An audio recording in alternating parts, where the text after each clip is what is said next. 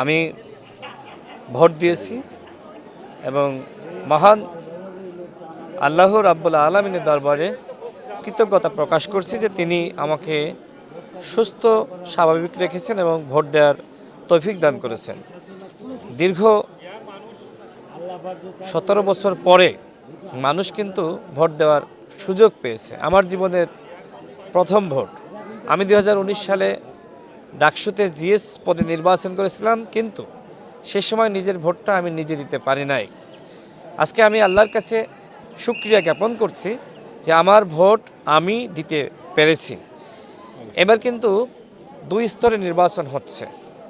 আমি গণভোটের ক্ষেত্রে হা ভোট দিয়েছি এবং যেহেতু আমি বিএনপি মনোনীত ধানের শীষের প্রার্থী, আমি ধানের শীষ প্রতীকে ভোট দিয়েছি। আমি ঝিনাইদহ 4 আসনের সকল সম্মানিত ভোটারদের প্রতি বিনীত আহ্বান রাখতে চাই যে আপনারা ধানের শীষ প্রতীকে ভোট দিয়ে বিএনপিকে ক্ষমতায় আনুন, জনাব তারেক রহমানকে প্রধানমন্ত্রী বানান। এখনো পর্যন্ত যতগুলো জরিপ হয়েছে নিশ্চয়ই আপনারা দেখেছেন যে এই জরিপে সবথেকে বেশি এগিয়ে আছে বিএনপি এবং প্রধানমন্ত্রী হিসেবে কাকে জনগণ বেছে নেবে সেক্ষেত্রেও কিন্তু জনাব তারেক রহমান।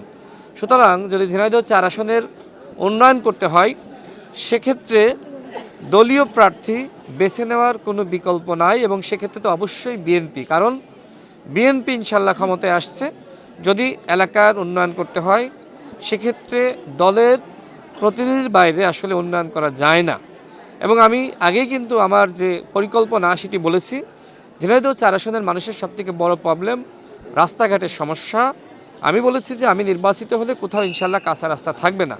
এছাড়া শিক্ষার উন্নয়ন, চিকিৎসা ব্যবস্থার উন্নয়ন, কৃষি ব্যবস্থার উন্নয়ন, দুর্নীতি বন্ধ করা, মাদক বন্ধ করা, এই কথাগুলো কিন্তু মানুষের কাছে আমি বলেছি এবং ইতিমধ্যে আপনি দেখেছেন যে মানুষের মধ্যে ব্যাপক সাড়া রয়েছে। মানুষ ধানের শীষ প্রতীকে ভোট দিতে মুখিয়ে আছে। আর ঝিনাইদহ 4 আসন যেহেতু বিএনপি অধ্যুষিত আসন, সুতরাং এক্ষেত্রে আমি মনে করি যে আমি রাশেদ খান অবশ্যই বিজয়ী হব। আমার জয়ের ব্যাপারে আমি শতভাগ আশাবাদী। মাহতাবউদ্দিন কলেজ ভোট কেন্দ্রের পরিবেশ অত্যন্ত ভালো মনে হয়েছে, অফিসাররা আন্তরিক বলে মনে হলো, পাশাপাশি আরও অন্যান্য দায়িত্ব পালন করছে যারা, তাদেরকে খুব ভালোই মনে হলো। আলহামদুলিল্লাহ ভোটারদের সাথে যে যোগাযোগ, আজকেও যে পরিবেশ, তাতে আমি ইনশাল্লাহ জয় হবে আমার, এটাই আমার বিশ্বাস। আইনশৃঙ্খলা পরিস্থিতি মোটামুটি ভালো। পুরা 4 নম্বর সিটের কোনো জায়গায় কিছু ডিস্টার্ব হয়েছে। আইনশৃঙ্খলা বাহিনী সতর্ক।